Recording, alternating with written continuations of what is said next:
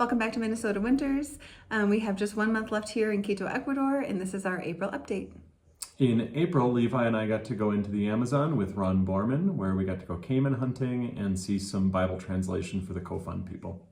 And while he was gone and Levi was gone, Elsie and I had a girls' weekend and we went to a play at the high school and did some things with friends.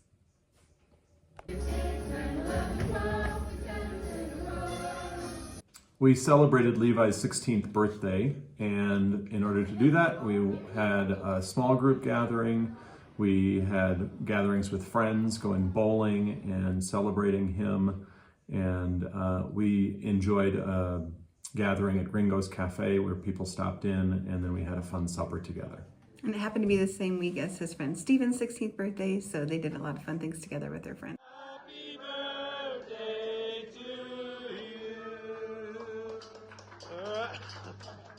I've continued to work at Alliance Academy, and I'm going to go through the end of the year, and my co-teacher and I enjoyed the Teacher Appreciation Week. We had breakfast and then took our class on a field trip.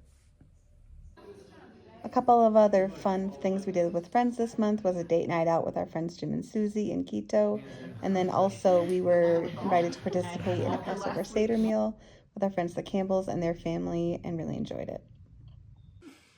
Elsie's birthday is also in April, and so we celebrated her 14th birthday.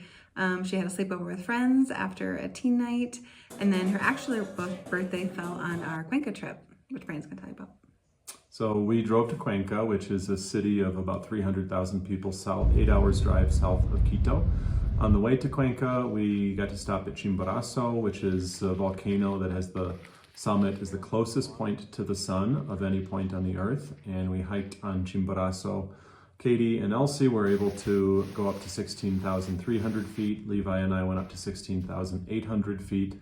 Unfortunately, Levi burned his eyeballs a little bit while we were up there because the sun is so strong, the air is so thin, and the ground was covered in snow. That was hard for him, but he recovered after a day. The drive was beautiful. The scenery was very different than things that we have seen elsewhere in Ecuador. And in Cuenca, we enjoyed seeing different Incan ruins, going to churches, seeing a Holy Week parade, eating out, enjoying company just together as a family. And all in all, Cuenca was a beautiful city, a place that we would love to go back to. Yes, we made a whole video about Cuenca if you want to check it out. And right when we got back, we got to go to small group, which we love. We learned a new tradition of throwing like confetti eggs at each other and had a really fun time doing that as a group, and then sharing a meal and then doing our sharing and prayer time.